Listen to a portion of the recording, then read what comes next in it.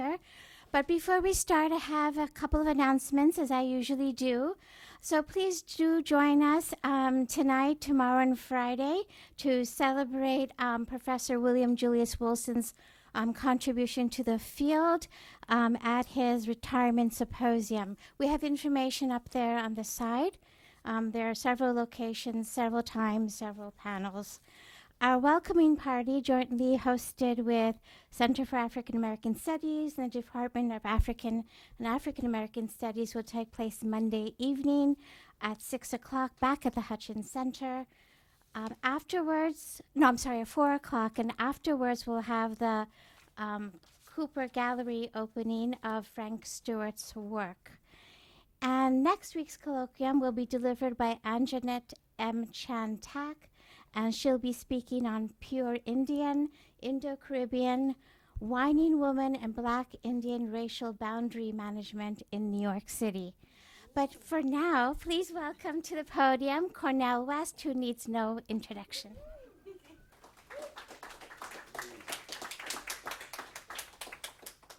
We thank our dear Sister Krishna for her magnificent work. Let's just give it up for Sister Krishna. She does such a wonderful job week after week after week. We appreciate you all coming over. This is a consecrated space, but it's a different space than we ordinarily meet, so it's very fresh. It feels good to be here. The Center for African Studies. Let's give it up for the Center for African Studies. Oh, yes. And there's no better way to initiate this semester in this space. We had Orlando Patterson last week. But for us to be able to have access to one of the most gifted, most talented scholars of her generation, Professor Todne Thomas. That's no ordinary intellectual. She hails from the great urban center of Knoxville, Tennessee. Now, Knoxville, Tennessee, I definitely know what I'm talking about. Knoxville, Tennessee has produced two magnificent intellectual figures. The first is James Melvin Washington, who was the best friend that I've ever had in my whole life. He's one of the finest scholars. You all know A Testament of Hope with Martin Luther King Jr. He died when he was 48 years old, but his spirit will live forever in me. And the second magnificent figure is Todne Thomas. She was educated Cornell University. And to go from Knoxville to Ithaca is a move, not just for a black woman, but for anybody. And she excelled at Cornell University. She went on to get her MA and her PhD at University of Virginia. She is one of the rare ones who can move subtly from high-level theory to subtle ethnographic studies.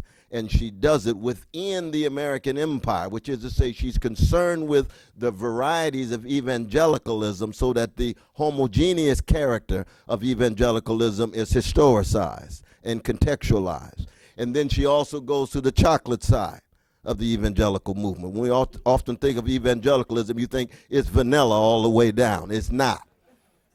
I was telling her I was at Liberty University on Friday. Yes, it was vanilla there.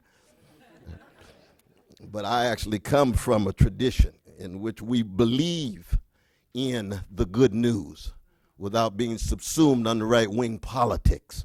It has everything to do with trying to keep alive a legacy of a commitment to truth and justice. So in her study, she's one of the very few in making the moves from the theoretical to the ethnographic to also acknowledge the ways in which the ethical, the spiritual, and the political are always already sedimented in her analysis. That her collection of essays on spiritual directions and connecting her understanding of evangelicalism with kinship networks. And this is very important, because anybody who comes to terms with religious traditions or anybody who's deeply religious knows that your commitment to your faith has something to do with your mama and your daddy and your grandmother and your grandfather. A whole lot of religion has to do with affection, not just epistemological position. And the ways in which that love is associated with the people who will give you everything, the shirt off their backs, as it were. I'm going on too long, but all I'm here to say is we are just so thoroughly blessed to have this grand scholar reflecting on abstracting, resurrecting, and profaning sacred matter, Black Church Arson in the museum. She is assistant professor here, Afro-American Studies, Harvard Divinity School, Afro-American Religions. I mean, my God, we'd be so blessed to have you in Afro-American Studies, but I know that's an issue we wrestling with and love to come down in a positive way on. She is the Suzanne Young Murray Assistant Professor at the Radcliffe Institute for Advanced Study. She's here with our dear brother Braxton Shelley. You all in the same same status, is that right? Absolutely, that double position that they have. I will now stop, introduce to some, and present to others. Professor Todne Thomas.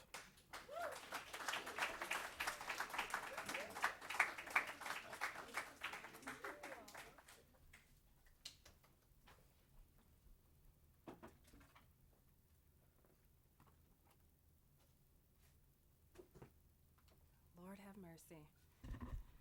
Thank you, Cornell, for the introduction.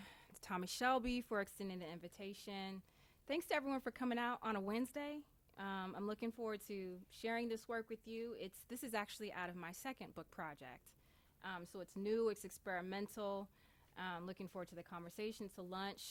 There's no such thing as a free lunch, and so for me today, that's certainly true. So I'll see if I can. True. It's not true? Here's a free lunch. That's my free lunch?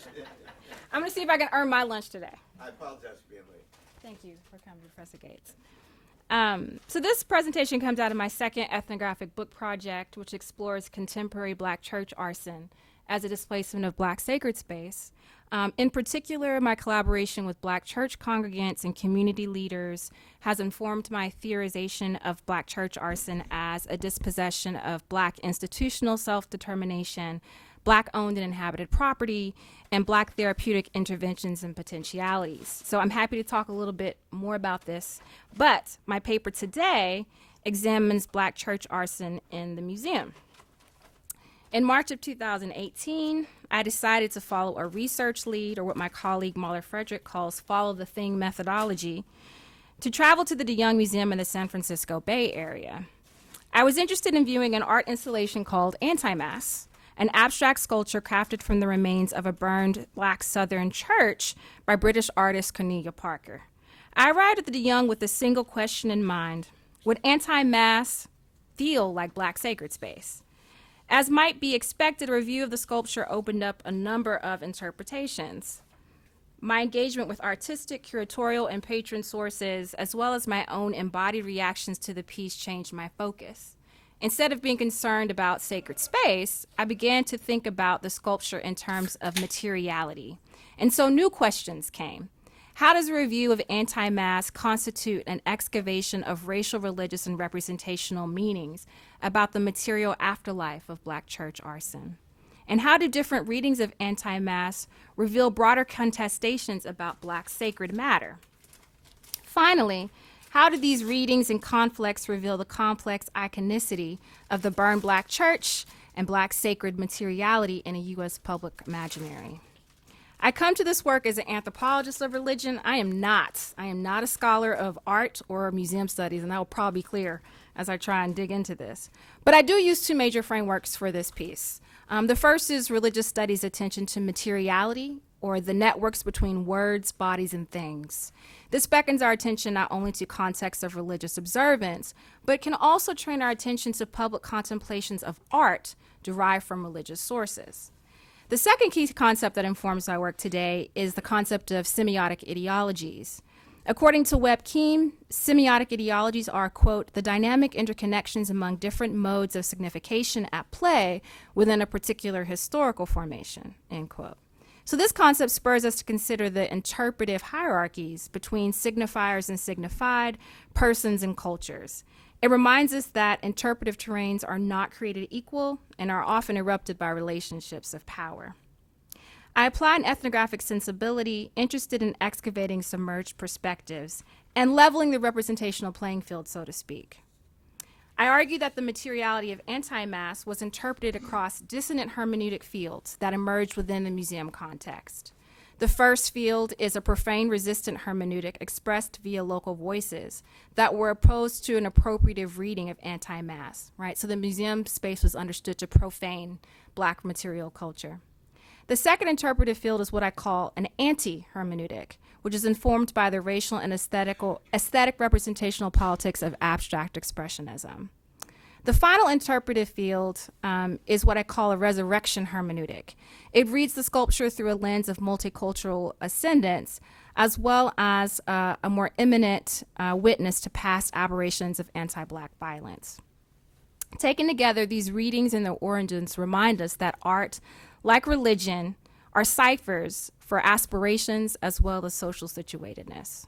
So, to introduce you to anti-mass, anti-mass is an art installation created by Cornelia Parker, a contemporary artist associated with the Young British Artist movement. This piece was composed by Parker during a fellowship at the Yerba Buena Institute from 2005 to 2006 and acquired by the De Young Museum in 2006. Anti-mass is a three-dimensional charcoal sculpture that consists of approximately 800 pieces of charred wood, many with protruding nails hanging off a ceiling grid on thin steel wire. It's about approximately 138 lines. According to the De Young Museum record and Parker herself, anti-mass is composed of burned timbers that Parker collected from the remains of a church arson that ravaged a Black church community in Alabama. Although in other media reports, Kentucky is listed as the state from which the church arson materials were excavated. There's no resolution in those sources. Interesting. The year of the arson and name of the church are unspecified in museum descriptions. While made from a context that signposts a history of racial and religious violence, anti-mass is not Parker's first foray in dealing with religious material culture. She also completed a companion sculpture called Mass, Colder, Darker Matter, which was made from the remains of a church with a predominantly white congregation in Texas that was struck by lightning. She also created a sculpture called Hanging Fire, Suspected Arson in 1999. And if this piece looks familiar, Hanging Arson, which is made by Cornelia Parker, is on the cover of Christina Sharp's book, In the Wake, on Blackness and Being. Same artist, not the same work. Yes, but I will get to Sharp. I'll get there. It's called In the Wake? In the Wake. That's Christina Sharp's book, but Hanging Fire, Suspected Arson is also made by Parker, and it's on the cover of Christina Sharp's book. It's actually at a museum in Boston, right? So Parker's work is on display here. In my 2-day engagement with anti-mass at the De Young Museum in March 2018, I was personally struck by the suspension of the sculpture, approximately a foot above the floor. It is an artistic marvel. The sculpture lined a back wall and can be viewed from 3 sides. The sunlight in the room generated texture shadows that changed and elongated as the day wore on. The wood comprising anti-mass was made of different lengths that were angular and variably textured. Some of the wood is darkened charcoal with bubbled markings that recall the arson. Other wood pieces are flat, smooth, sanded longer planks that attest to their previous use as floorboards or sideboards of the church building, or perhaps a piece of furniture. There's a plank that appears to be a piece of a piano suspended in the sculpture. There's also a section that appears to be a doorbell. Some of the wood is textured with nails. The longer planks of wood are bordered by smaller pieces of wood along the upper and lower perimeter. Notably, smaller, more circular pieces of wood are suspended close to the ground and upon closer inspection move and rotate. So it's not a sort of structure that just sort of hangs. The pieces actually move and sort of dangle. Nailed planks and shadows generate a constellation of wooden crosses that almost appear like masks or faces. It's a sculpture filled with smaller figures that catch the eye, that multiply with the time spent contemplating the work. So in addition to sort of being in the museum and watching how people interacted with the space, I watched some people sort of interact with the piece with a kind of contemplation. Some people were very quiet. There was a young Latinx couple that walked through and passed, and on their way out started talking about Salem. I heard another patron ask the security guard, can they ever take this down? How would they ever assemble again? For some people, the anti-mask didn't stop the ebb and flows of their everyday life, right? You hear children's voices. I heard a group of 2 middle-aged women patrons gossiping in front of the piece. A teenage girl positioned herself near the sculpture and asked her mother to take her photo in Spanish. And a young Asian-American couple in their 20s reunited in front of the piece and kissed. The visitor's book provided a medium for me to also study museum patrons' engagement with the piece. So this isn't a traditional ethnography. The museum curator, Tim Burgard, was very generous and sent me transcribed extracts from the previous visitor's book. But the visitor's book that I saw in the room presented a very different picture of anti-mass. Let me see, I'm going to pull up. So I've included a slide with the images from the visitor's book that I encountered, which was less like, this is a testament to like human hope and potential. Amongst the things that leaped out on the page was Wakanda forever, five ever. Thanks for tampering with what's sacred. Hypocrisy. Let's see. I'm sorry. I'm just gonna read it. Okay, so there was What a Fantastic Collection. There's a lesson, a piece of art for everyone. Gucci Gang, Wakanda Forever, Five Ever. 484 PSA Drive, ha ha ha, this is BS. Thanks for tampering with what's sacred. We see you. My people are beautiful. When America treats all lives like they matter, we can say this without hypocrisy. Black lives matter. All lives matter, even animals. Fuck you. So Wakanda Forever, Five Ever. Thanks for tampering with what's sacred. Hypocrisy, fuck you, Black Lives Matter. Though the young exhibit curator rendered his own praise for the liberal bubble of San Francisco in his discussion of the positive reception of anti-mass, the pages of the visitor's book did not seem to represent that bubble, nor was it concerned. It was the spirit of Oakland and a dissident blackness. It was about Black Lives Matter having space and engaging itself in its own terms. It saw the museum's commoditization of Black church remains via art as a profaning of Black sacred matter. The words loudly called from the page for decolonization of the museum. So that is reading number 1. Profaning Black sacred matter. Thinking about how Black sacred matter is abstracted forces us to think about genre, right? And this is where stuff gets really rocky because I'm not an art historian, but I'm going to try. Mama said try. All right. So Parker's anti-mass is an abstract expressionist work, a genre of artistic expression that cohered in the mid-20th century U.S. amidst the disenchantments of the Great Depression and the malaise of the post-World War era, with work by artists like Jackson Pollock, Willem de Kooning, Martha Rothko, Norman Lewis, and Lee Krasner. As observed by Norman Kleeblatt, signature abstract expressionist elements include, quote, anti-representational concerns, a decentered or all-over approach to the picture plane, spontaneous or gestural brushwork, and a coloristic freedom from naturalistic effects. According to the Metropolitan Museum of Art, abstract expressionist sculptors also tend to turn to unconventional and often scavenged materials to construct their work. The three-dimensional structure of Parker's assemblage, just to bring it back, or we might say disassemblage, which is composed of found building supplies, but greatly distinguished from the original edifice, both in form and content, her suspicion of differentially sized remnants, and the central temporal qualities of her work locate the piece squarely within the genre. Parker also descends from the Young British Artist movement, which as a cohort emphasized conceptual art, found objects, and unconventional interpretations of everyday life. Parker herself as an artist tends to produce work that is informed by not only abstraction, but a concern with the physicality of things, the meaning of found object, and a reconsideration of the power of relics. But it's also important, aside from its conformity to the genre in terms of form, to understand Parker's project and abstraction in terms of its representational orientations.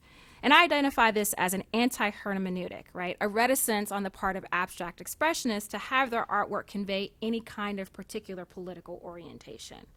In an interview with Lisa Tickner titled Strange Alchemy, when Tickler proposes gendered and familial lenses to read Parker's work, Parker responds, I don't talk about personal issues or psychology. It's always about maintaining a space for the work. You're a person interpreting it, but I'm always preserving its flexibility, its breathing space, end quote. Parker also expressed a direct aversion to political readings of her work. In Argentina, they asked me if the explosion was a political piece, and I said, well, it depends on the viewer. I don't want it to be very specifically this or that. A monument is a fixed space. I want the opposite, an anti-monument, an implosion, a repositioning. Her reiteration of a move against fixity in terms of space and position was described in her own words in terms of the anti, an opposition, a being against. In particular, Parker evokes her anti in relationship to the monument, an object that is a site or symbol intended to remember a particular event or person. A monument too closely evokes the origin or foundational event of the materials, and thus obscures the transformational work of the artist. It would potentially make anti-mass an artifact rather than a piece of abstract art. Nonetheless, the anti-representational reading advocated by Parker should not be considered apolitical, especially when viewed in relation to the hierarchies of representation that have shaped the reading of abstract expressionism. Abstract expressionism is mediated by a representational economy, technologies, media, institutions, and practices within historical and social contexts that affect one another. Amongst these are the practices of artists, curators, reviewers, scholars, and art museum patrons that have generated a semiotic ideology, modes of signification that determine what signs count as truth or not, or art or not. Rather, even amidst abstract expressionist interpretive aspirations for openness, hierarchies of authenticity, high art versus low art, abstraction and its others, professionals and outsiders, mainstream and sideline exist. And these hierarchies have contributed to the exclusion of African American modernist artists from the genre. According to Susan Kahan, there was a common, quote, equation of African American art with a particular style ranging from primitivism to social realism. Well into the 1990s, the notion persisted that African Americans were more inclined to create figural rather than abstract art, end quote. The effect, according to Ann Gibson, was that African American abstraction remained largely invisible. In particular, abstract art was defined as art that was not ancestrally inspired. Gibson explains that abstract art recognizably celebrated African or African American heritage was suspect. It was seen to represent special interest, whereas abstract art whose African antecedents and or markers were hidden was universal. So abstract expressionists that used ancestral icons to produce their work, right, were understood to be figural and not abstract, right? So trapped within the confines of racialization and networks of sponsorship that relegated Black artists to Black subject material, the representational possibilities for Black abstract expressionists have often been caught between interpretive rocks and hard places. As a scholar of religion, the aesthetic, interpretive, and racial hierarchies of value attributed to figuration and abstraction recall another interpretive schema to me. That is the racial and religious debates about the fetish. In abbreviated terms, the fetish refers to an idea of Western Christian imperial provenance that African and African-descended people falsely ascribed agency to religious objects. European slavers believed Africans mistook their material representations of divinities for gods themselves. So say I have a sculpture of an Eshu, right? A sort of Orisha of the crossroads. A European slave would believe, oh, she thinks that this wooden carving is actually Eshu, right? Not a sort of symbolic representation. So in short, they were denied symbolic capacities in relation to their religious material culture and confined to a literal materialism. If Black artists have been subject to scrutiny for their abstractive capacities, Black religious subjects have been rendered suspect for their seeming inability to think figuratively in relation to their religious icons. African religious practitioners were re-rendered, in the words of Charles Long, as empirical others to a Western imperialist Christian project. Religious studies scholars have productively destabilized the ratio-colonial complex of the fetish. Sylvester Johnson, for instance, writes that the complex of fetish ideas in West Central Africa from the 1400s to the 20th century were in fact a grander social economy of exchange broadly conceived. The economy was misinterpreted by European merchants through the Christian ideology of idolatry. J. Lauren Matori discusses the transatlantic misrecognition of the fetish in greater detail. In The Fetish Revisited, Marx, Freud, and the Gods Black People Make, Matori holds that the use of the term fetishism was not just a charge of irrationality against Africans and African descendants. It was also, quote, a series of debates not only about not only the relative worth and agency of things, but also the relative worth of Africans, Europeans, and different types of Europeans in the circumatlantic political economy, intent on conferring upon the European bourgeoisie and proletariat rights once limited to the European aristocracy, at the symbolic and material expense of Africans. Matori draws our attention to the cost of representational economies. The contentions about value of representational capacity have material implications. These aren't just signs and symbols floating around. In the case of African religious practitioners, the Christian-centric misinterpretations that culminated in the fetish was used to justify the enslavement of African and African-descended people, the commoditization of black bodies, and the ongoing disenfranchisement of African Americans in the afterlife of slavery. For black artists, the material expense of representational economies shaped their ability to transform the work of their hands, the fruit of their aesthetic labors, into art that could be bought and sold, into the kinds of material recognition that could sustain their careers. So discussing anti-mass and abstract expressionism within a set of transatlantic conversations about Black religious materiality and representation illuminates the uneven terrain of Black religious signification. For if one descends from a group whose relationship to material culture was condemned to literalism, how much hermeneutic breathing room or open space of the abstract ante is available to Black artists who as African descendants were presumably too close to Black religious matter culturally or too literal figural to signify it symbolically? So basically, this is a fancy way of asking the question, could a Black artist have done what Cornelia Parker done to such a claim? Would it be rendered or understood or celebrated or bought and sold as a kind of marvel of abstract expressionist thought? Now, I'm not an art scholar or critic, but my spidey senses tell me now, right?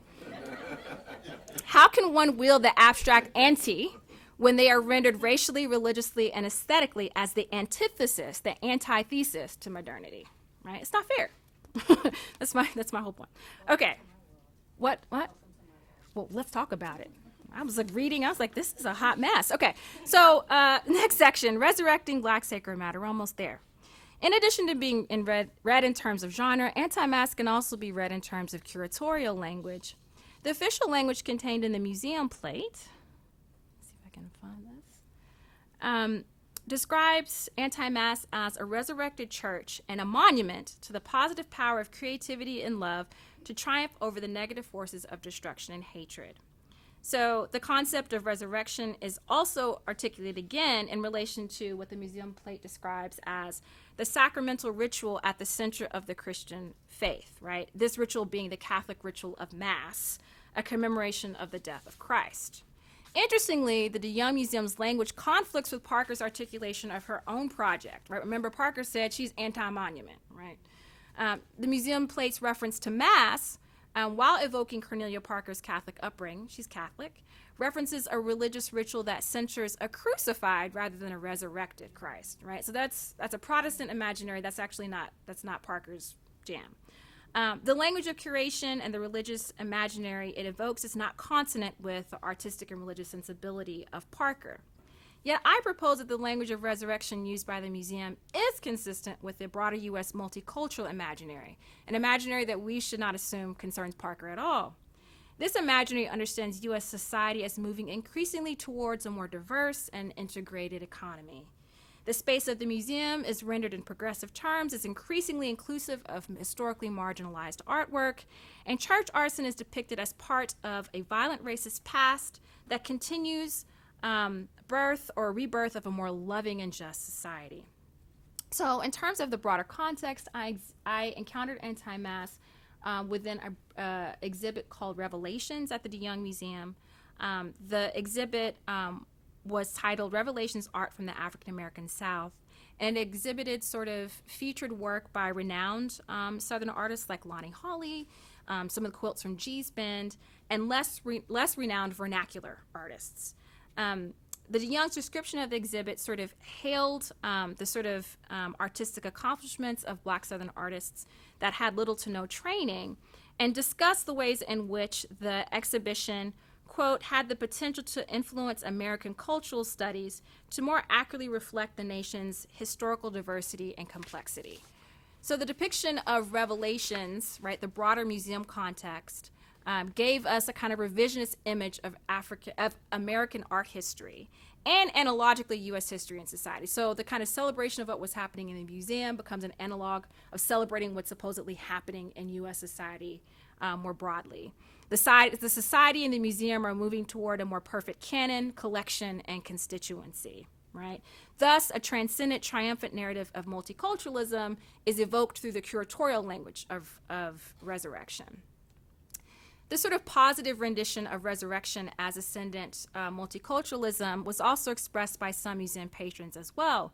Comparative literature professor Eric Savoy characterized anti-mass as an archive of a violent U.S. racist past that, quote, brought an immediate and urgent specificity to the hope in human potential, end quote. Savoy also prefaced his review of anti-mass by discussing he encountered the piece on the eve of the Obama election, an event that has been wrapped up in its own webs of representations, right? I'm not even touching that today. Savoy's joining of opposites, an oppressive black past symbolized by black church arson, and a hopeful black future signaled by the election of the first black president, joined a kind of concept of death and potential. And anti-mass served as a kind of soteriological mediator, a conduit of ascension. The same theme of multicultural hope was reflected in the reaction to anti-mass voiced by musician Eric Jacobson.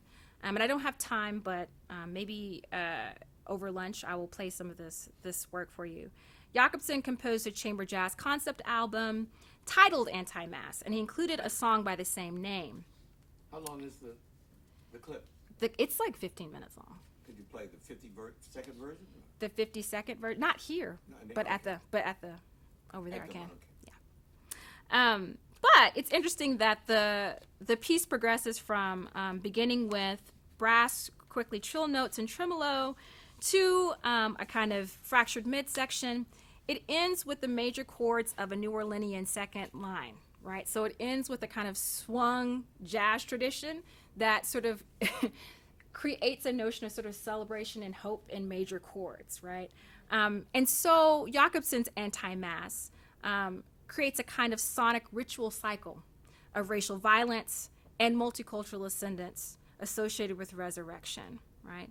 Thus, anti-mass moves from arson to technical work to celebration and transcendence and evokes the notes of hope in major chords that resounds with the popular rendition of U.S. multiculturalism. Yet, if some curatorial and patron reactions revealed a resurrection hermeneutic fortified with a belief in a progressive U.S. multiculturalism, other more somber contemplations of life beyond death were also resonant in the museum context as well. So within the same room as anti-mass were these two pieces, right? The first was a piece called Myth by Lonnie Holley, an African-American artist from Birmingham. It's a cross made from concrete slabs. The horizontal bar appears to be derived from a gravestone that potentially abbreviates the last name Smith, right? Yet the title itself, Myth, appears to reference the resurrection story and Christianity, perhaps more critically as myth or mythology. To the right of the anti-mass work was a piece by renowned silhouettist Carol Walker named Resurrection Story, with patrons, composed of 3 panels. The central panel, flanked by a female and male silhouette, shows a large figure of a black woman being pulled and elevated. According to Jennifer Farrell's write-up for the Met, the work, like others from her oeuvre, Walker juxtaposes the silhouette's former beauty with horrific scenes of brutality and oppression, thus connecting the violence of slavery with the artistic and cultural figures that profited from it. Thus, the notion of resurrection evoked by Holley and Walker in close proximity to anti-mass do not seem to evoke a transcendent multiculturalism. Rather, they deal with the cold material reality of death and the potential terror and capitalization that can come with unearthing a past punctured by the violence of slavery. Though he writes from a Christian-centric perspective that might rub against the sensibilities of an artist like Holley, theologian James Hal Cone troubles a simplistic rendition of resurrection as a pathway to ascendant perfection. Cone holds, quote, "The Christian gospel is more than a transcendent reality, more than going to heaven when I die, to shout salvation as I fly. It is also an imminent reality. a powerful liberating presence among the poor right now in their midst, end quote. Thus, resurrection, according to Cone, must be contextualized within a notion of divinity that is enfleshed and encircled by the precariousness of Black social life in the U.S. In Hope Draped in Black, Joseph R. Winters also sounds a critical chord of caution in relation to progressive notions of hope, like those replayed in the curatorial context around anti-mass. Winter, building upon the work of scholars like Du Bois, Ellison, and Morrison, observes that progressive accounts of history have been complicit with the violence of modern life. They encourage people to forget, deny, or downplay the violence that happens against people of color in the name of progress, or minimize or explain away the catastrophes of history. Instead, Winter calls for a melancholic hope that requires a heightened capacity to remember, contemplate, and be unsettled by race-inflected violence and suffering versus getting to the great beyond of transcendence and celebration. This is an invitation to inhabit the space between what Fred Moten identifies as the lines of tragedy and elegy. It's a call to also conceptualize resurrection as myth, as an earthing, as grounded and contemplative, located in a present here and now versus a celebratory beyond. I end somewhat experimentally, but consistently, by discussing the ways in which anti-mass acted upon my own body, right? Words, bodies, things. If an attention to materiality and representational economies forces us to acknowledge that art and interpretations come from a place, it stands to reason that the situatedness of the scholar then must also be excavated. The retrospective analysis has allowed me to appreciate the artistic qualities of anti-mass that I outlined above.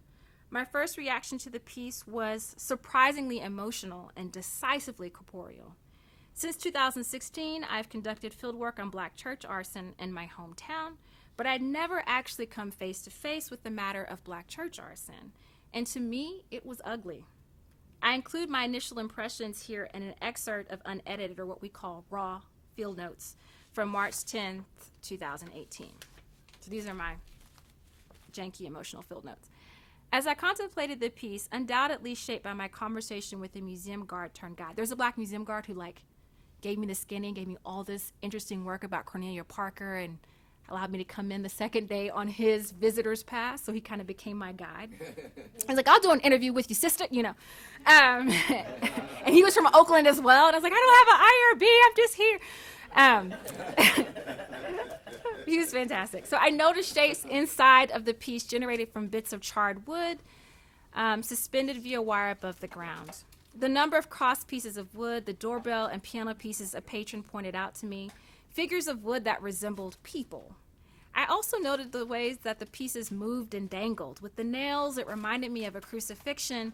With the subtle moving of the pieces, a lynching. So to me, the moving of the pieces reminded me of a lynching. I'm like, this lady's lynched a burned Black church. The church has already been burned, now it's been lynched, right? It made me feel sad and disgusted. The first time I encountered the piece in the morning, as it was also being contemplated by a small group of school children who were making drawings of the piece, some of whom were laying on the floor, I felt a lump in my throat, rage over how this piece came to be, and all the feelings it stirred up in me, all there. To me, the burning of wood that made the charcoal pieces of sculpture evoked desiccation and charred Black flesh. I felt I sat on a thin edge between cursing and crying as unshed tears pricked the backs of my eyes. The piece reminded me visually, harshly, and partially what it meant to be Black from the South and to possess an inheritance of fire and death. Perhaps the lump in my throat evoked the choking asphyxiation that can come from both the hanging and an arson. The lump may be signified as a malignancy, a death rattle. I developed a desire to conduct an autopsy of this embodied encounter, of the lump, of anti-mass, and the social contexts that bind these material phenomena to untangle and diagnose their contents. The writing of and from the body rubs against the grain of mainstream conventions of ethnographic writing. I'm inspired by Christina Sharp's In the Wake on Blackness and Being, and her call for new modes and methods of research and teaching, new ways of entering and leaving the archives of slavery that resist, rupture, and disrupt the eminence and immanence aesthetically and materially of Black death. This wake work and its attention to and non-resolution of the paradoxes of Blackness and its attendant meanings that emerge in modes of Black being, non-being, call for the production of what Sharp identifies as enfleshed work. The enfleshed writing outward that emerges from a sustained engagement in vulnerable juxtapositions, located in the holds and archives of Black life, calls for an experimentation with representations of Black materiality. For me, this meant airing uncooked data that was raw, unprocessed emotions, of acknowledging that I, as all ethnographers, conduct our work in and with our bodies, and we make room for the corporeal products and insights that emerge from that labor, or at least we should. And so people receive and transform incidences of anti-Black religious violence in and through their bodies. Bones and lumps, a writing to and from, a move from hurt to text, from skeleton to malignancy to autopsy. In doing so, I try to return to a more Aristotelian notion of aesthesis that focuses on a fuller sensorial conceptualization of aesthetics, rather than a neo-Kantian view that divorces intellectual study from other bodily modes of contemplation. The fruits of such a turn is a religious aesthetics that, according to Meyer and Verrips, is an embodied and embedded praxis through which subjects relate to other subjects and objects, and offers the ground for religious experience.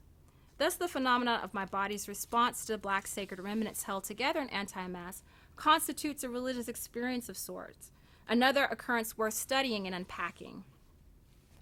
My body's response to the matter of anti-mass might best be conceptualized as a lump corpathetics.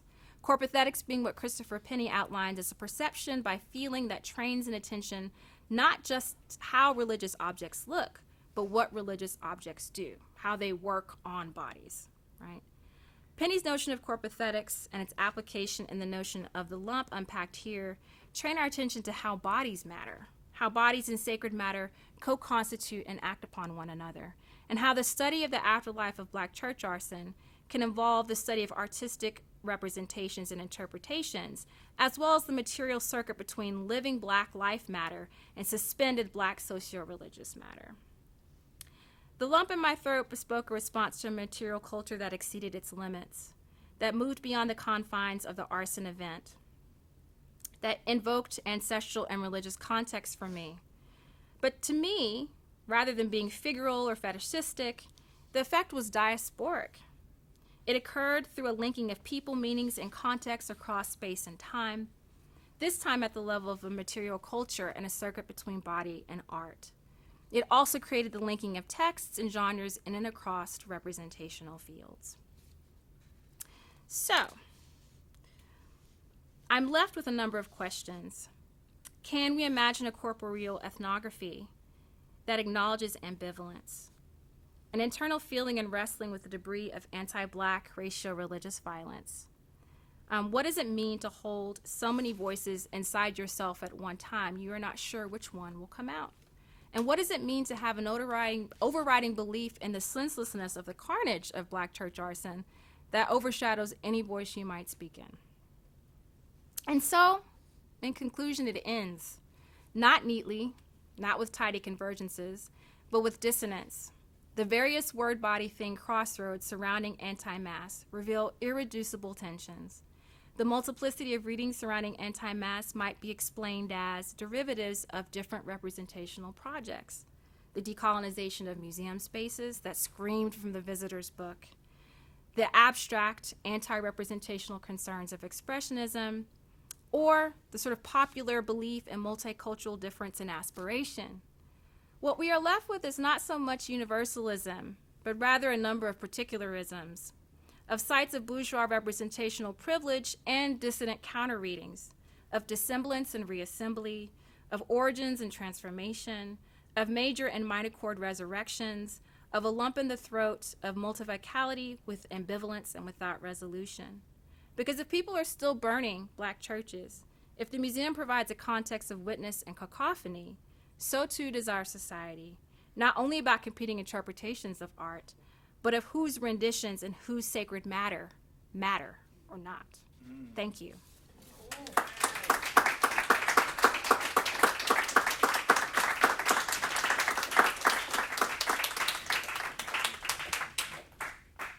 me turn this on some kind of way. Great. Thank you so much. Again, I apologize for being late, but I really enjoyed your thoughtful presentation. Professor West, since you did the magnificent introduction, would you start off with the questioning, please? Just one little note. A shoe, like a shoe is on the foot, not a shoe. Eshu. It's a shoe. Eshu, sorry. I always remember, I have a shoe. A shoe on the foot. My foot. It's good for a crossroads deity, right? And he's my patron saint. I write about know him, you so wanted know. to- Insignifications. Yeah.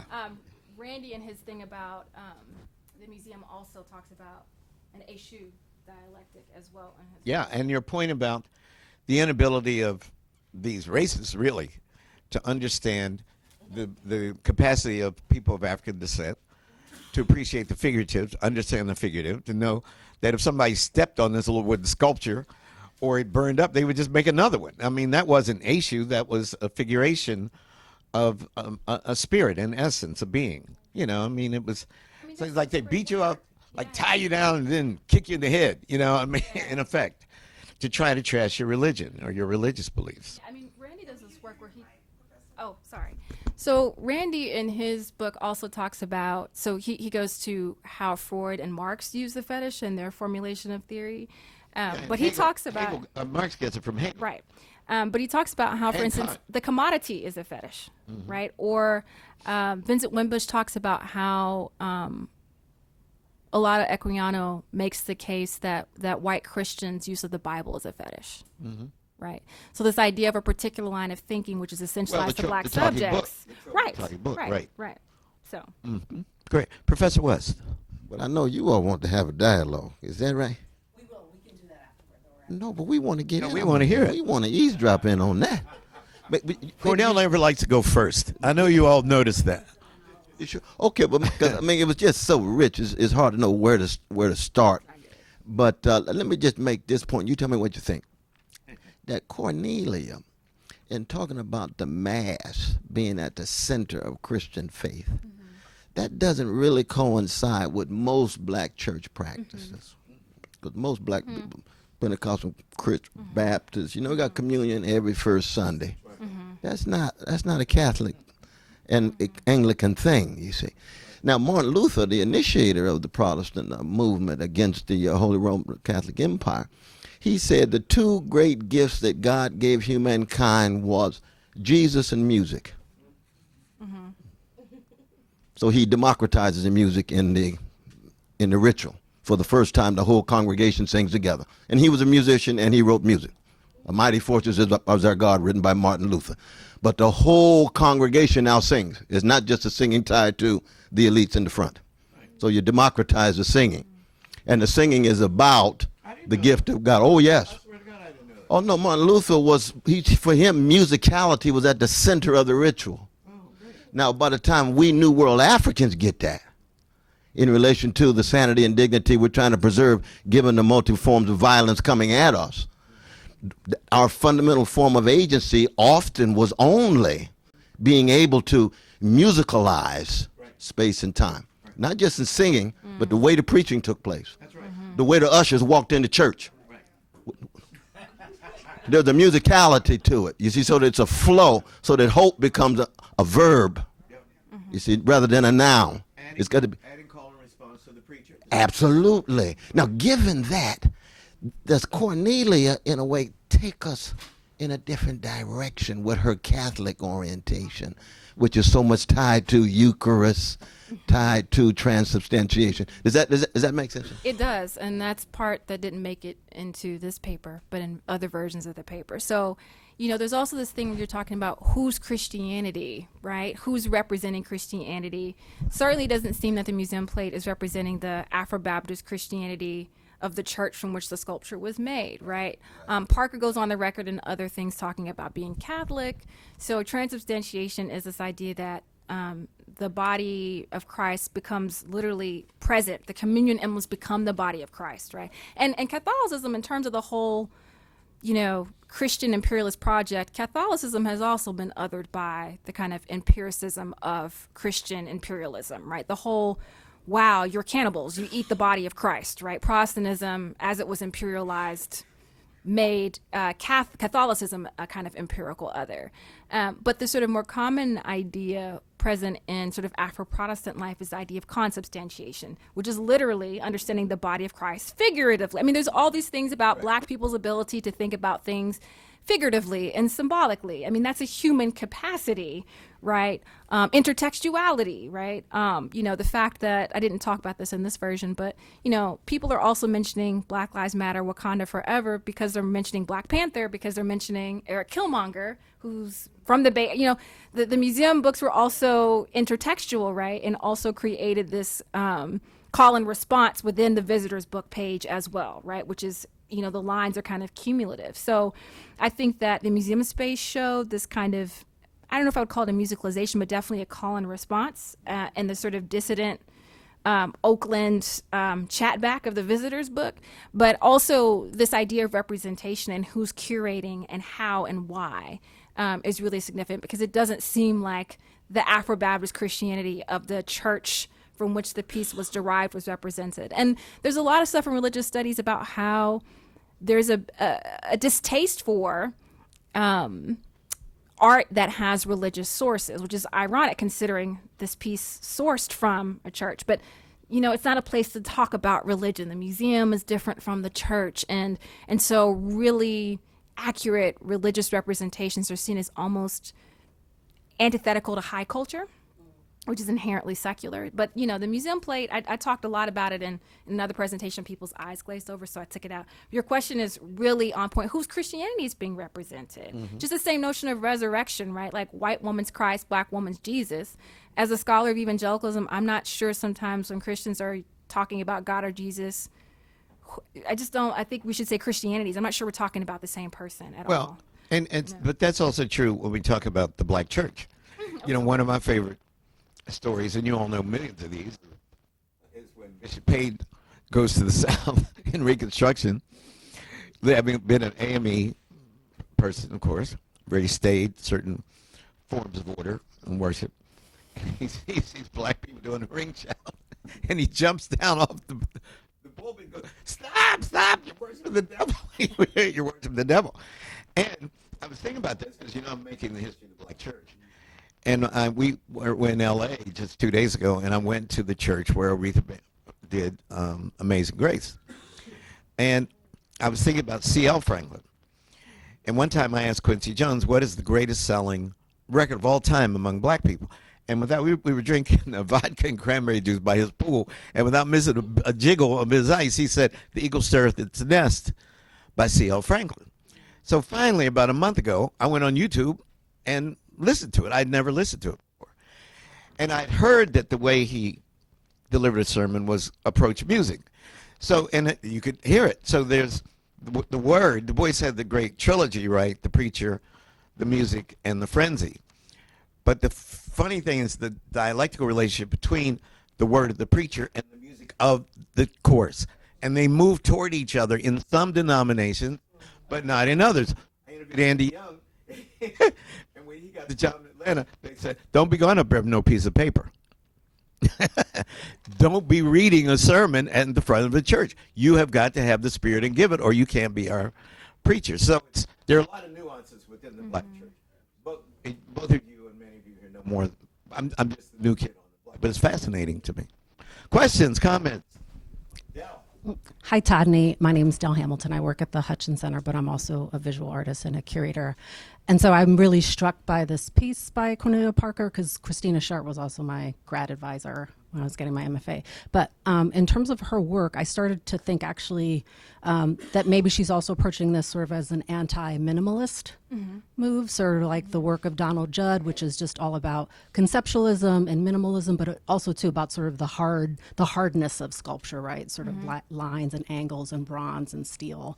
And then also too thinking about sort of the relationship between those pieces and performance art and the performative sort of aspect of materials and the meanings and signs and how it's always a moving target. And so I'm thinking Cornelia she made all these decisions really intentionally, but intentionally to sort of like collide all of these things together. So that's just one aspect of it. And then in terms of this pressure to create representational work, as a curator as well as a visual artist, I'm always running up against these kinds of questions.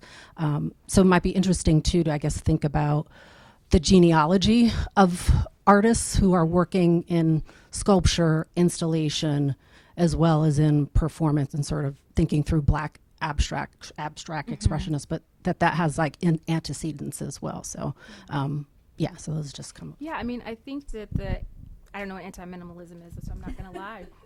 I don't know. Please, because I don't know what that is. In terms of the performance art, I mean, she had this probably the thing that she's most public renowned for is an exhibit she curated that had an installation where Tilda Swinton, the actress, slept, right? Yep.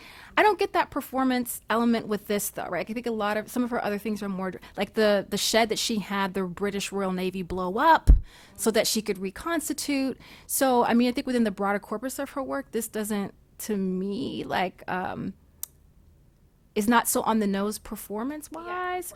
And I do think that, abstract expression is that the aspiration to universality is to have as many representations as possible. I mean, there's part of Parker that would probably read this and be like, success, right? But my issue is like, sis, don't say it's not political, okay? When you have a set of representational privileges that you didn't earn, it's bigger than Parker. It's not about, no, Parker. Actually, I've never met her. I'm sure she's nice, beautiful gowns. But I think that, I think that it's about this broader concept of like economies don't just talk about representation. People have representational privileges at other people's expenses. Like nothing is free, right, in that way. And so for me, I'm more interested in, as I started reading about abstract expressionism, and maybe this is the nocturnal tennis in me, I'm like, well, where are the Black folks, and I start reading, and I'm like, this is a mess, So it's a little bit, and then for someone to be like, it's not political, who gets to say that, right? Like even a Black you have someone like Norman Lewis, right, who had a really good agent, but like they had to kind of always kind of say, but it's still kind of Black though, right? And then the Black people and the movement are like, you've just forgot about your movement. I mean, it's these really terrible choices that people had to make, and someone can be like, I want an open space, and it's an anti, and I'm just like, that's just not, so it's not like I'm not wagging my finger at Parker. She didn't create this schema, but she benefits from it, right? But I would love to talk more about anti-minimalism and genealogy. I've been reading about young British artists, and I really don't know how they're different from abstract expressionists in the U.S. Thank you. Yes, vodka and cranberry by the pool, yes. I have really a problem with your concept of abstract expressionism, because it seems to me Cornelia Parker comes from a totally different place, which is a rather concern with everyday objects, what you do, how you play them, make art out of them in a sense, and so on. And the other, if you look at the title, Anti-Mass, I mean, that's really at the heart of what it's doing, which is providing a kind of monument,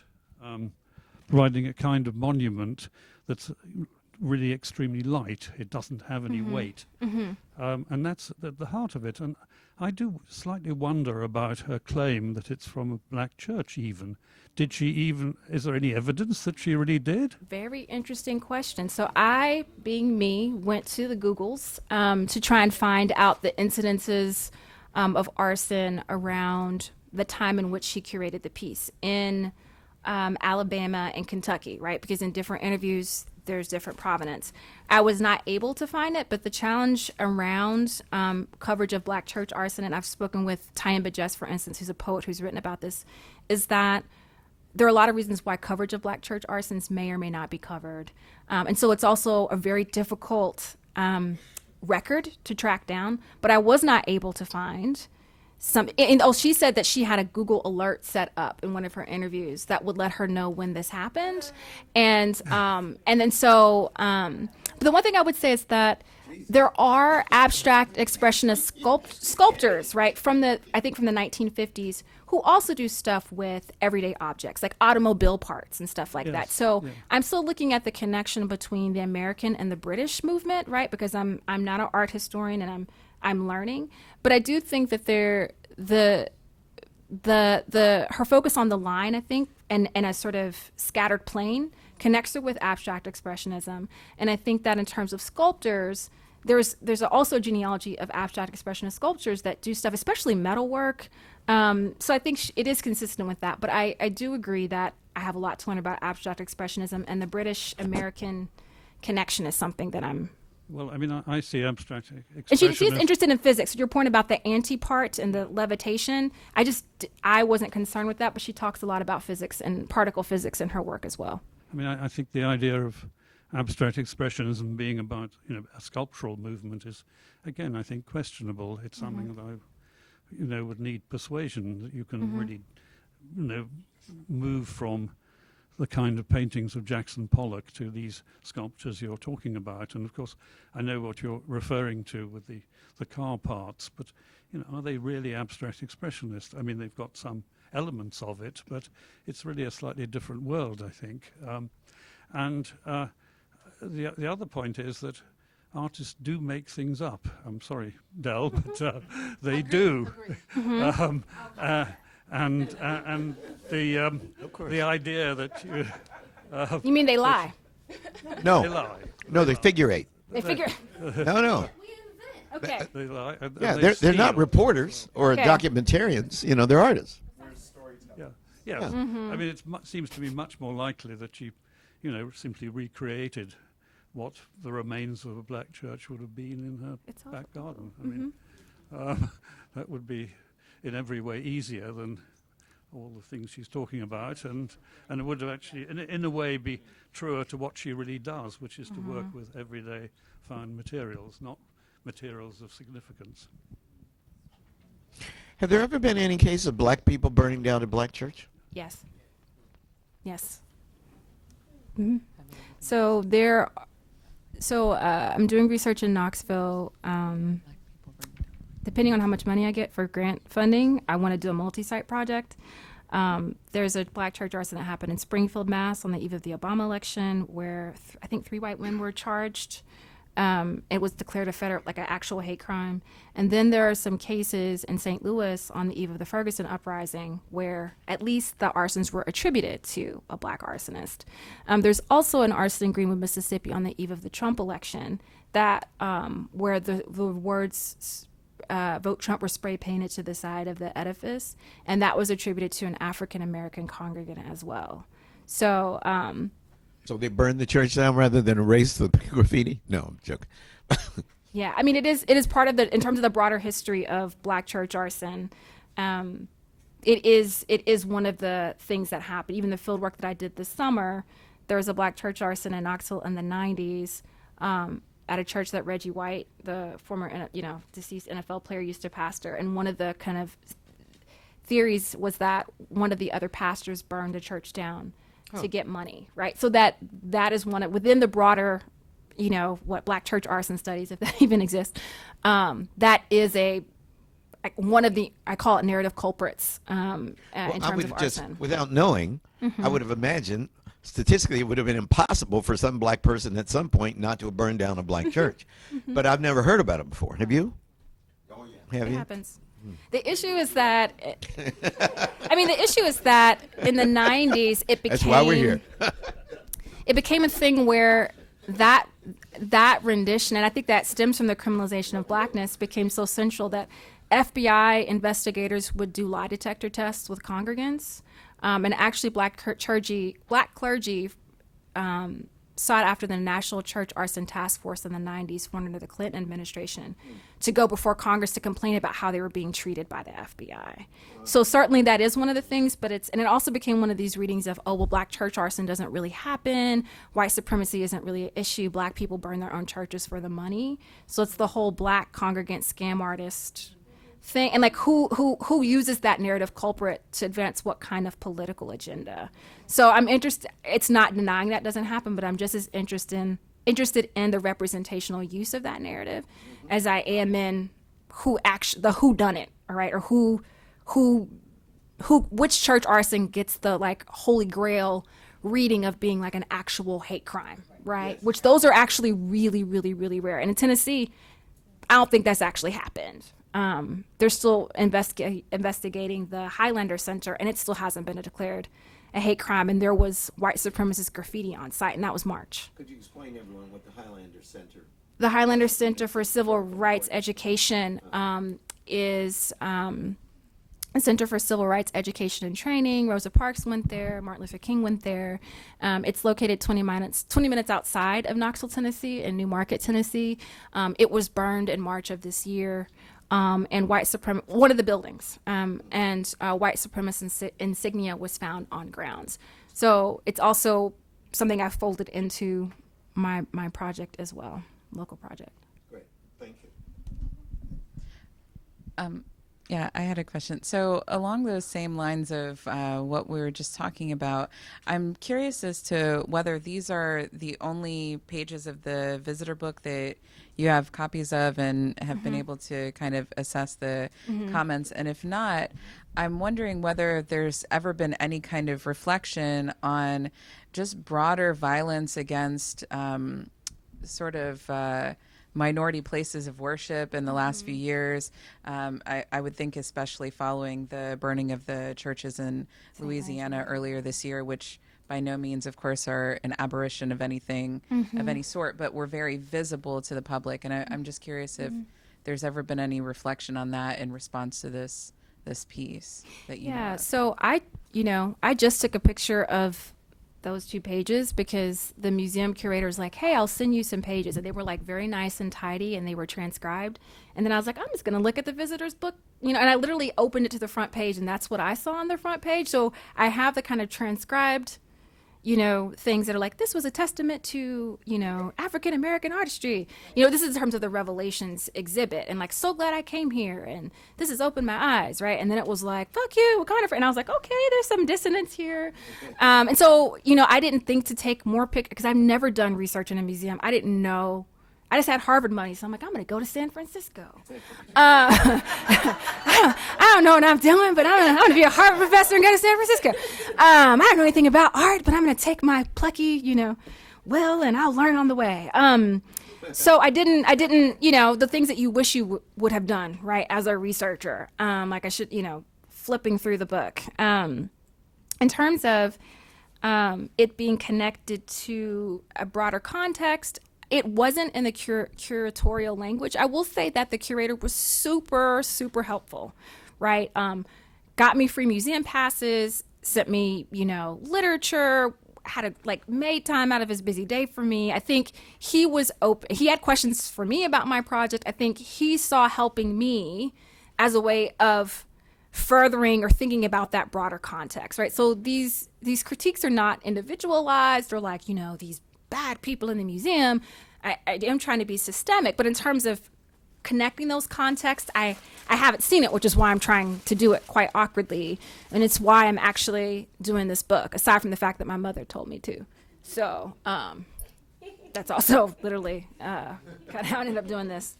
But no, I haven't actually seen, aside from, an occasional op-ed, really studying this. When I tell people what I'm doing, people are like, oh, are people still burning black churches? And I'm like, yeah, they are. So, and at this point, a black church hardly burns without someone sending me a thing on Facebook or something like, did you see this? Or like a historical thing of a thing that happened. Like, did you see this from 1919? So one of the things I want to do this year while I'm at the Radcliffe is have student research assistants try and create as comprehensive as a list as possible of arsons, right? And it's black schools were burned, right? Black businesses have been burned. So it's part of a broader archive of violence. But yeah, in terms of the contemporary manifestations, that's the whole book, right, that I'm trying to write. Yeah. Thanks, Todne, for this wonderful talk.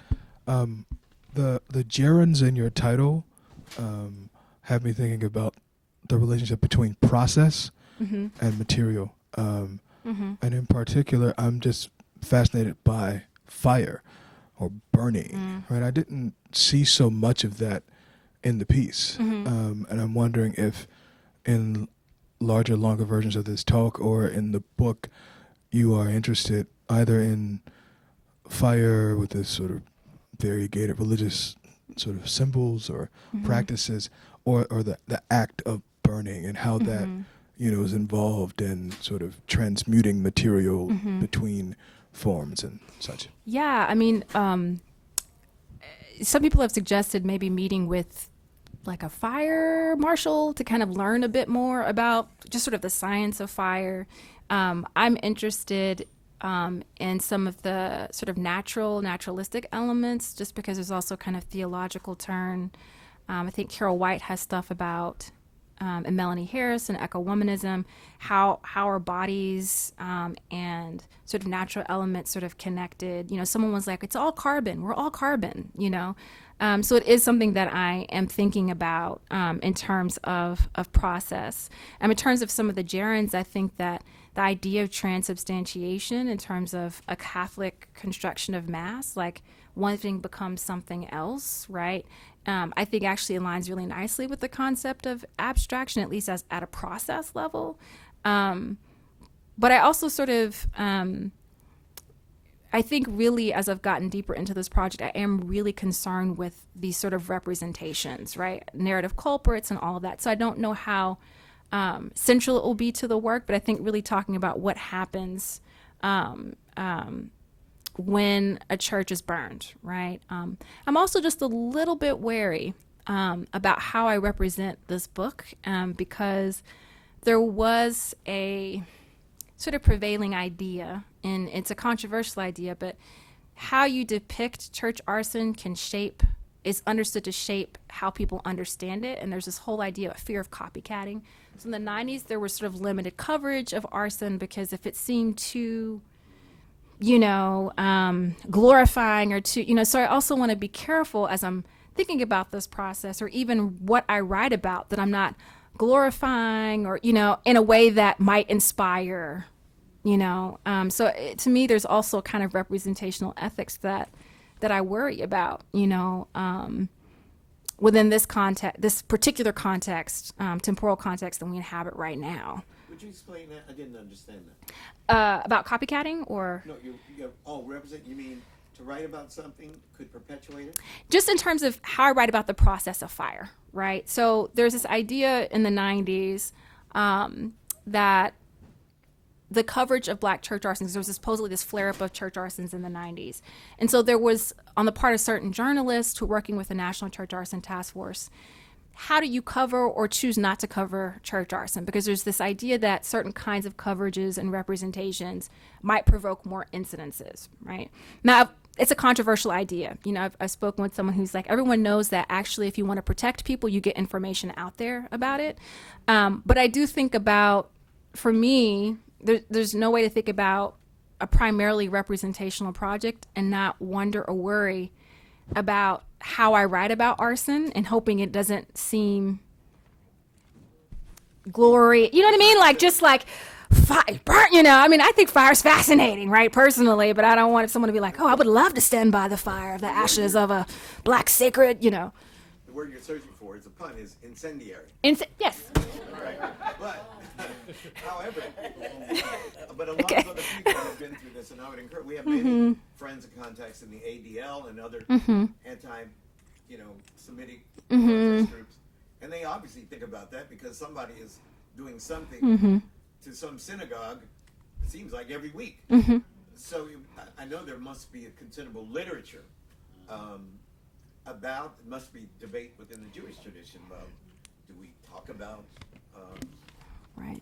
horrible things that happen right. to our religion? Do you talk about the Black Arsonist, right? So I was at a talk by Hortense Spillers at Brandeis last year, and I was like, there's this thing, and I kind of want to write about it, but I don't know what happens when you put it out there. I don't want people to use it in this way that's like, see, the black criminals are burning their own churches.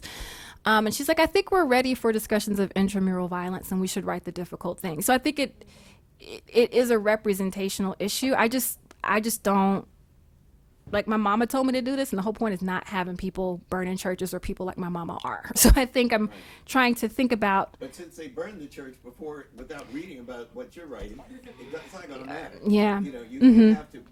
I would advise you to put a little disclaimer in there that this is something you've worried about, but you decided that telling the story is more important than not. That way you're covered. You cover your conscience, and some idiot who stands up and says that you are perpetuating the burning of black churches by writing about it, which, and if they do, they shouldn't be in a room like this or wherever you have to be. That's how I mildly feel about the matter. And you know, this whole thing about black people censoring ourselves and censoring our scholarship because it will make things work if white people know the worst about it, that goes back 150 years.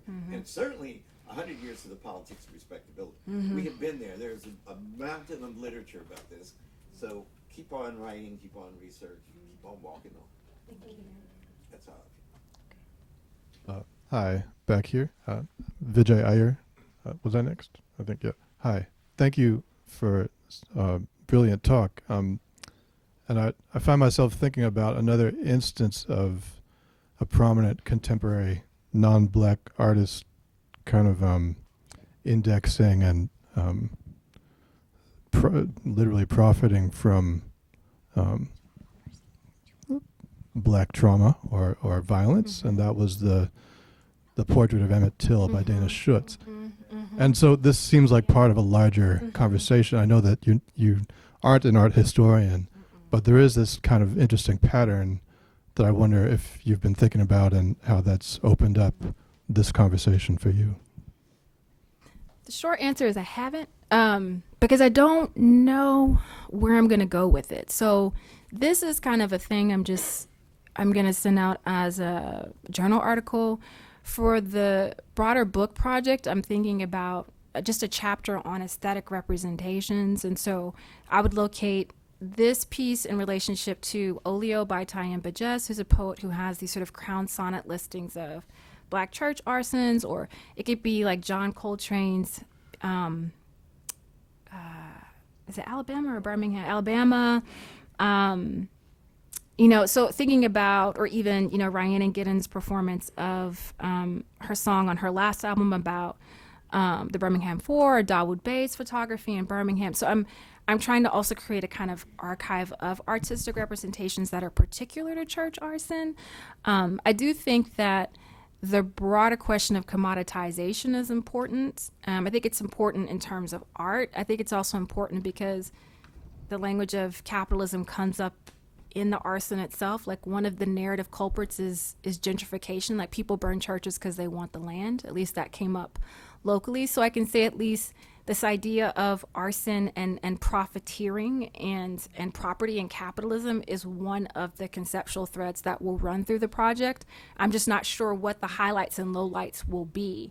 But I do agree this issue, there's a way in which I wanted to make it specific to church arson, and I wanted to make it about race, but not the you're commoditizing off our suffrage. I just wanted someone to be like, yeah, well, and water's wet. But there is certainly, I think, room for that kind of conversation. And also this idea of, the conversations around cultural imperialism and property and who owns what or who gets to represent what. I think that's also a broader conversation, you know what I mean? And I'm trying to figure out how deep I want to get into that versus, I don't know, I'll but I think the Emmett Till piece it's definitely worth mentioning as a correlate piece, and if anything, my lack of knowledge about art history prevents me from doing some comparative work beyond the exhibit context. Was I who else is doing stuff from the remains of burned buildings? I don't know, right? I don't know what these companion pieces would be. So this helps me, I think, create a more enriching manuscript. That's why you're here? Okay. Is there a last quick question? My question is rooted in a series of different things I was trying to pull together as I was listening to you talk. With the initiation of the words Black Lives Matter being written on the Visitor's book. Mm-hmm. And as a person who was in the room when the term Black Lives Matter was created and determined to be what we would call this era of black liberation. Mm-hmm. And I'm thinking about the fact that spirituality, science, art, and music and politics play an overwhelming role in what you're presenting. But when a person casually writes Black Lives Matter on a piece of paper after they've seen that a black church has been burnt down and there are literally pieces of burnt matter hanging in the museum, neither the organization nor the patrons that are watching or observing the piece really, I feel, take time to subliminally place the fact that this is actually black matter suspended in air, floating because it's burnt. and it's been burnt by somebody. Knowing that you're from St. Knoxville, and there was a, I think, College Hill church burning. Yes. And the pastor immediately came out, forgave the people, right? Yeah. You talked about the St. Louis burning. Most folks don't know the pastor of that church was only 34 years old, and he's actually dead now. He died from a heart attack the same week that his daughter was born. I'm from St. Louis, and he was very close to the Mike Brown family. We discovered that a black person actually burnt that church down in conjunction to what Skip Gates, Professor Gates, was actually saying. There was a young man charged with that crime, a young black man. So in doing this work, where do you see the intersectionalities of all these different things coming together?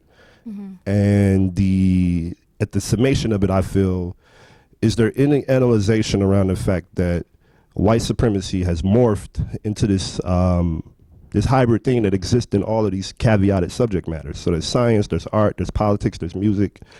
And then there's the reality of the fact that who is the church functioning as a vice of white supremacy to the young black radical that says, I'm going to burn it down? Or is it still where are we analyzing and unpacking the actual white supremacist component within conjunction to all of these different subject matters, including the art, including the politics, including the science? And how do we bring that into the forefront of the conversation when we're even discussing these things? Because I believe it's so back and rooted in an abstinent position in people's minds, they're not even really thinking about these things. Yeah. Yeah. Quick answer. Yeah. That's the whole book. Yeah, I mean, it literally, like, the idea of black matter suspended in air. I mean, it really, and like, black bodies is matter, black sacred matter, which is why I use black sacred matter in the title. And like the thing about the museum is that there are all these conversations happening at the same time, but they don't always sync up, right? In terms of where these things are coming together, it's hard because I've done fieldwork at one site and I haven't done fieldwork at the other two. I see white supremacy so far as resident in, the language around property. In the Knoxville context, because no one was apprehended, people talk about who they think is responsible, which I think is just as interesting as an anthropologist as there's this one line of like, this person did it, this is why, this is whatever. So it becomes a way to talk about race and space and violence and the sacred in the contemporary U.S. And so the idea that, somebody wants the land because the whole neighborhood around the church has been gentrified. And the historical Black College, which is the only other land tract, closed a month before the arson happened. I see white supremacy as resident in that narrative. And it doesn't have to be verified that like a Scrooge McDuck like burned, but white supremacy is there and it's present, and people relive experiences of displacement. People who lived in the housing project that used to be across the street from the church. So when they talk about church arson, they talk about being displaced from that. They talk about their school being closed. So I see white supremacy as being a part of this displacement. I think why I'm interested in looking at the Black Arsonist, and I think Hortense Spillers, and I think this conversation, the difficult conversations that Black people need to have amongst themselves. I remember this in your talk for graduation, was thinking about internalized white supremacy, right? And I think about this in a complex way. I think we have to acknowledge that the Black church ain't sacred to all Black people. That the Black church itself is a site of violence for some Black folks, right? I've written about a sex abuse scandal, Eddie Long, right? The Black church doesn't symbolize this universal sacred for all Black people, and that's something that needs to be contested with. And I think that some of the pastors that I've spoken with do talk about that. They're like, people don't respect the church like they used to, and there was like it's these young radical punks that like just don't, or these young kids that don't. But I think it's also, I see the book as saying, well, there are reasons why there's an archive of violence within our churches that don't make it, nothing's ever universally sacred, but that don't make it sacred for Black folks. At the same time, I also think that contending with how internalized white supremacy can create modes of violence, right, against people that can shape how people express certain kinds of relationalities or certain disaffections. And I think I also see white supremacy in the effects of the arson. So it's not just what happens with the building, but what happens to the minds and bodies of the people, you know, after it happens. So now the arson I study at College Hill happened in 2015, right after Charleston. We're 4 years out. I went in 2016. People barely wanted to talk. This summer, people were like, let me tell, you know, it was a conversation about displacement. It was people talked about domestic violence.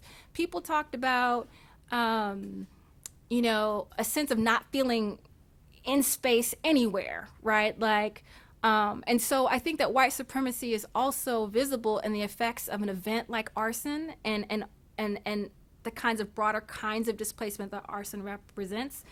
You know, like the person that is dead at the age of 34, or, you know, a woman that's like casually during vacation Bible school talking about her ex-husband holding a gun to her head while we were doing vacation Bible school snacks. Didn't drop a thing, just kept a whole conversation about domestic violence. And people who burn black churches, then removing those spaces where people have space to talk about those experiences of whether it's intramural violence, white supremacist violence. That's why I say that black church arson, the violence of it is also in the removal of these kinds of therapeutic potentialities too. So I don't know if that sounds coherent because I'm still at the beginning of the book, but I do see the white supremacy as being resonant in discourses around capitalism and property. I see it as resonant in terms of internalization and intramural violence. I see it as resonant in these kinds of framings of serial displacement. I don't know if people in Springfield and people in St. Louis will frame the arson in the same way that people in Knoxville do, right? And I'm interested in that. Where does the language, at a level of pure data, where does the language replicate and where does it diverge, right? And how can we understand that? But so far, I see white supremacy everywhere in it, and I don't think you actually have to have a white person in the room or in the space. I mean, one of the most interesting interviews I had was with a white church member of this black church who was like, "Of course, a white supremacist did it. I don't understand why anyone would think anyone else didn't." And the black FBI agent, I found him to be very disrespectful to church folks. Christian asked for another last question. So it's from me. Wonderful work. Thank you, Professor. I just wanted to ask, you were talking about intertextuality, and I wanted to ask, are you thinking about the folk stories about it won't be water but fire next time, all the gospel songs that dealt with that, or it's in Revelations in the Bible? And I'm also, you know, Octavia Butler says, in order for a phoenix to rise from its ashes, it must indeed be burned. So I'm just wondering, are you thinking about the metaphor and the poetry embedded when you're dealing with fire? And then also, it's going to rain, so we understand that with rain, that's how the fire is distinct, diminished. So I'm just wondering what type of other poetry besides Tehembe Jess and other literature are you thinking about? Yeah, I have been thinking about, I'm not like a literary person by trade, but I keep a file, I guess. I think about Baldwin and The Fire Next Time. I think about the folk song, the fire that takes a kindling will not take me, that line, like my mama told me this, I know when I say.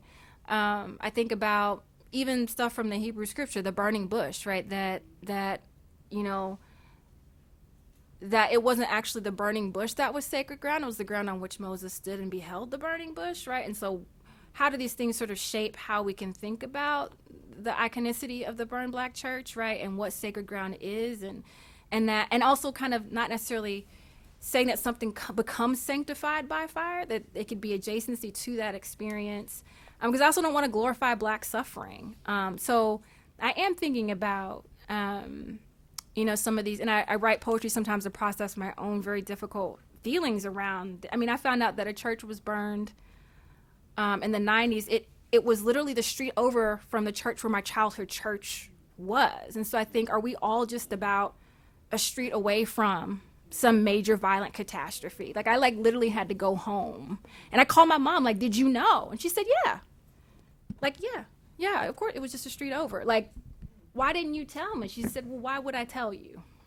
Right? The matter of factness, or one of these problematic pastors of the church that maybe was burned by the pastor. It's a distant cousin of mine, right? So are we all a street away, a cousin away, from a controversy, from a violent event? And so I think that there is something that art does, or there's something that poetry does. There is something that I think an unmitigated sermon can do, right? Which I think The Fire Next Time is a sermon. That's Baldwin at its most sermonic.